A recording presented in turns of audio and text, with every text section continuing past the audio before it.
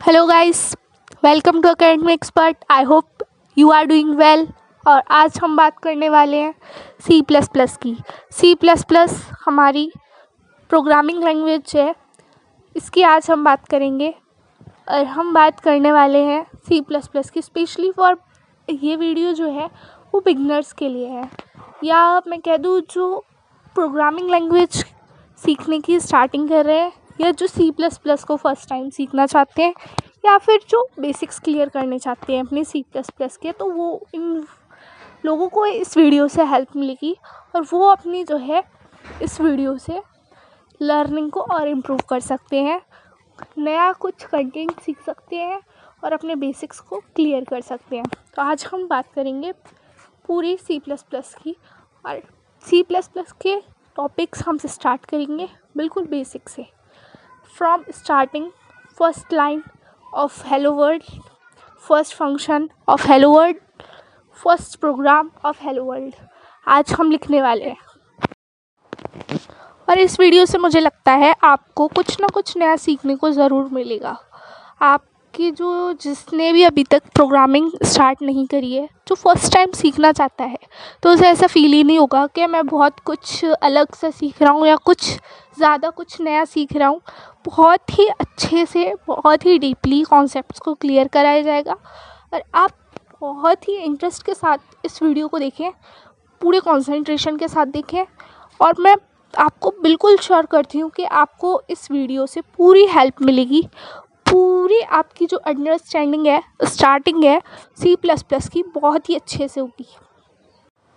तो चलिए, आप सब रेडी हैं? पूरे कॉन्फिडेंस के साथ रेडी हो जाइए और हम अपनी जो सीरीज़ है, जो अपनी स्टार्टिंग है सी प्लस प्लस की, बिगनिंग है, हम करने वाले हैं। तो रेडी हो जाइए। So our first topic is C plus plus output. C plus plus का आउटपुट हमें कैसे जनरेट कर सकते हैं, उसका कोड क्या होता है। तो अब हम बात करते हैं इसकी। सी प्लस प्लस के आउटपुट के लिए हमारे पास एक हमारे फिक्स वर्ड है, फिक्स कीवर्ड है जिसका हम यूज़ करते हैं, that is C out. C out हम यूज़ करते हैं किसी भी लाइन को प्रिंट कराने के लिए सी प्लस प्लस में। जैसे कि जिसने सी लैंग्वेज पढ़ी होगी तो उन्हें मालूम होगा कि सी में हमारे पास प्रिंट एफ स्टेटमेंट होती थी। उसी तरीके से हमारे पास सी प्लस प्लस में सी आउट स्टेटमेंट होती है, जो कि हमारी प्रोग्रामिंग लैंग्वेज, जो C plus plus programming language है, उसमें लाइन को प्रिंट करने में हेल्प करती है। तो सी आउट एंड आइटरेटर ऑपरेटर है हमारे पास। देन हम अपनी लिखते हैं लाइन, अपनी स्ट्रिंग को लिखते हैं और उसको प्रिंट करवाते हैं। तो ये हमारी फर्स्ट लाइन है सी आउट। आइटरेटर ऑपरेटर का यूज़ करेंगे।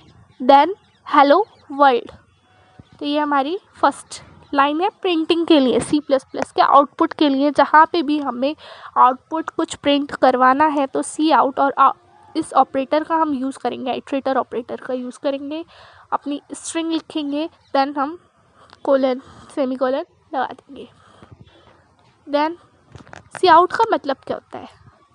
सी आउट बेसिकली इसका मीनिंग क्या है? तो कैरेक्टर आउटपुट, जो हमारे कैरेक्टर्स होते हैं तो उसको प्रिंट करने के, उसका आउटपुट को प्रिंट करता है ये कैरेक्टर्स के आउटपुट को। इसलिए हम इसे जो है स्ट्रिंग की तरह डबल इन्वर्टेड कॉमास में लिखते हैं, क्योंकि ये हमारे कैरेक्टर आउटपुट को प्रिंट करने में हेल्प करता है। और जो हमारे पास ऑपरेटर है वो हमारे आइटरेटर ऑपरेटर का यूज़ करते हैं हम। तो बेसिकली ये हमारी C plus plus output statement. तो अब हम चलते हैं अपने नेक्स्ट टॉपिक की तरफ, जो कि है हमारा basics of C plus plus. C plus plus में हम अपना जो प्रोग्राम है, जो रियल प्रोग्राम या कोड है, उसे लिखने से पहले हमें कुछ बेसिक फॉर्मेट, बेसिक स्टेटमेंट्स हैं जिनको हमें फॉलो करना पड़ता है। उसके बिना हमारा जो कोड है वो रन नहीं हो सकता। अगर हम डायरेक्ट सी आउट स्टेटमेंट लिखते हैं हेलो वर्ल्ड की, जो कि मैंने अभी प्रीवियस पार्ट में बताई थी, तो वो वर्क नहीं करेगी जब तक हमारे पास ये जो अबव स्टेटमेंट है, जैसे hash include I stream using name space std, ये इंट मेन फंक्शन, ये सब अगर हम नहीं लिखेंगे तो हमारा जो कोड है वो वर्क नहीं करेगा। तो इसको लिखना क्यों ज़रूरी है, इसका मतलब क्या होता है। हैश इंक्लूड जो हमारी स्टेटमेंट है वो ये बताती है हमारे प्री डायरेक्टिव्स के बारे में, जो बेसिक इनपुट आउटपुट फंक्शंस को परफॉर्म करता है हमारी C++ में।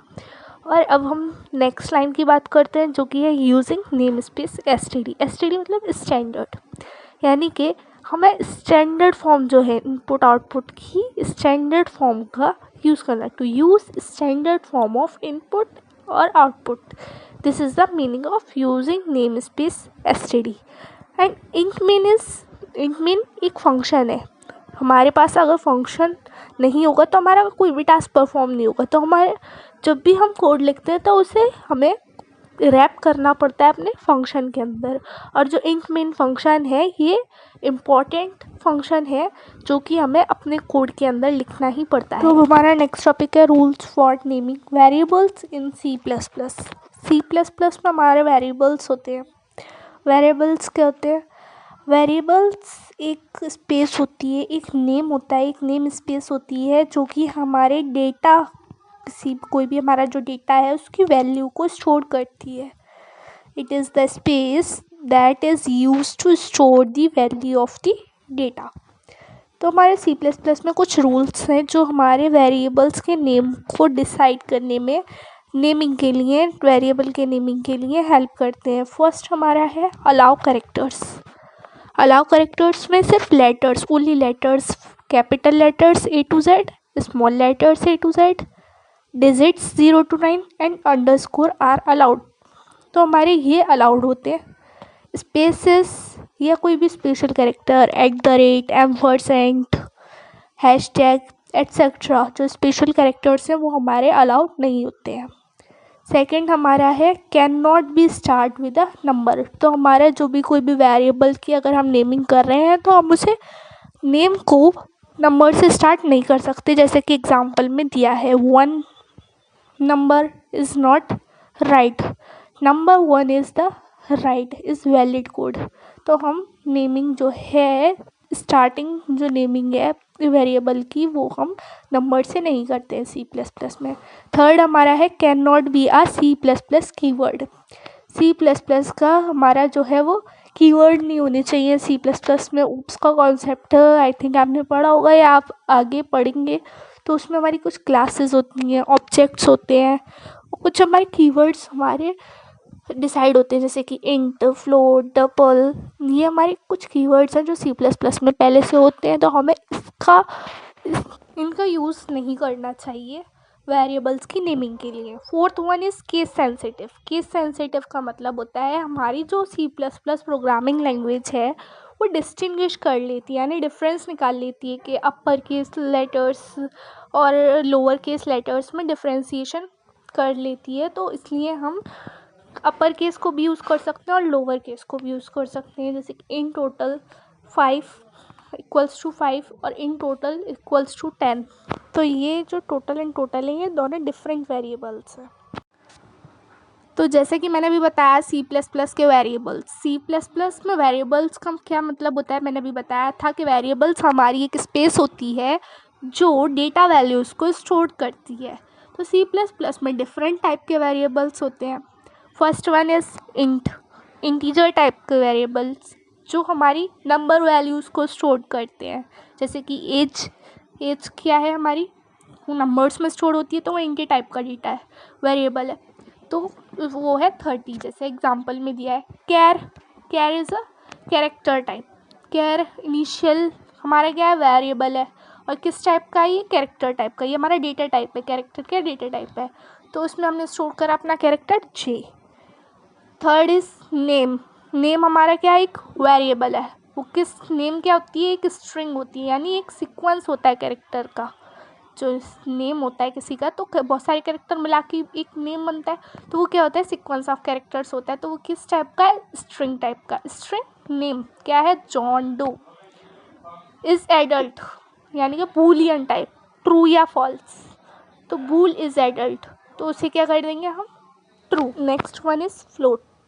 फ्लोट हमारा एक ऐसा डेटा टाइप है जो कि 32 बिट का इंटीजर वैल्यू को स्टोर करता है और जो डेसिबल के बाद वाली 7 डेसिबल डिजिट्स ऑफ प्रिसीजन को स्टोर करता है।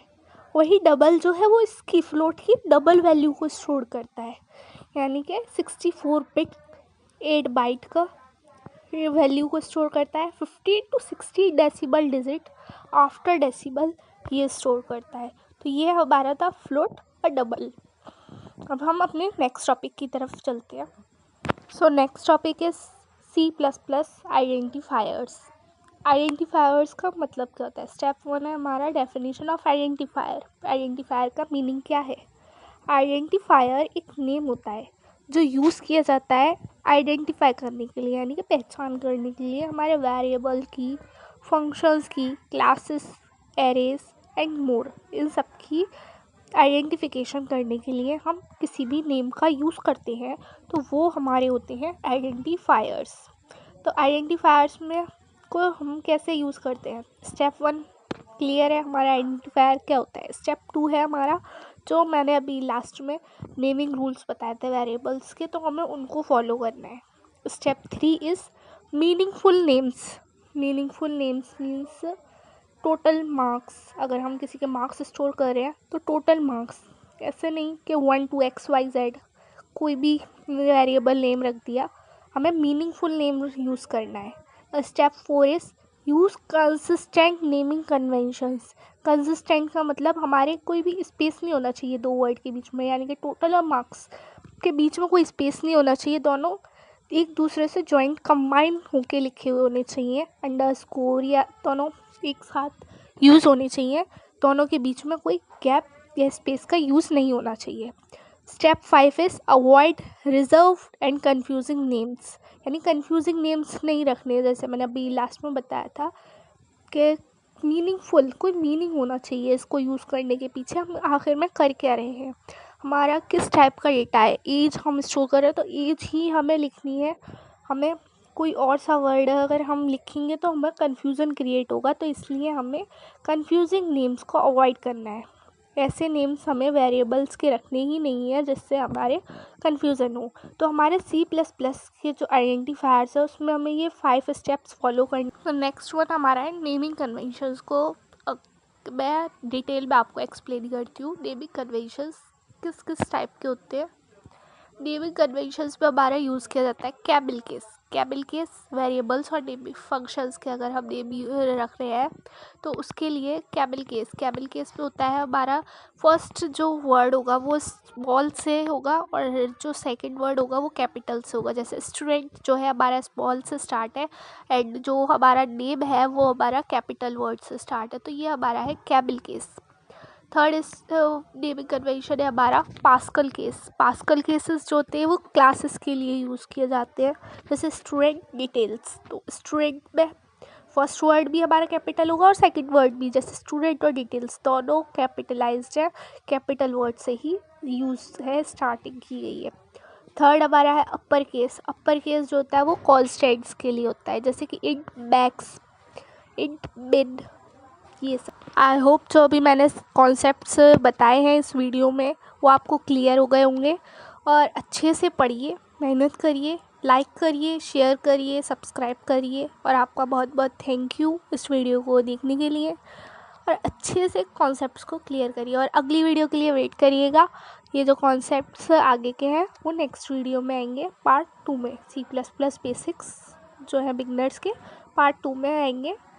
तो आपका बहुत बहुत थैंक यू इस वीडियो को देखने के लिए। लाइक करें प्लीज़, शेयर करें, सब्सक्राइब करें, क्योंकि इसी से ही हम लोग को मोटिवेशन मिलता है और कंटेंट क्रिएट करने के लिए। All the best and thank you so much.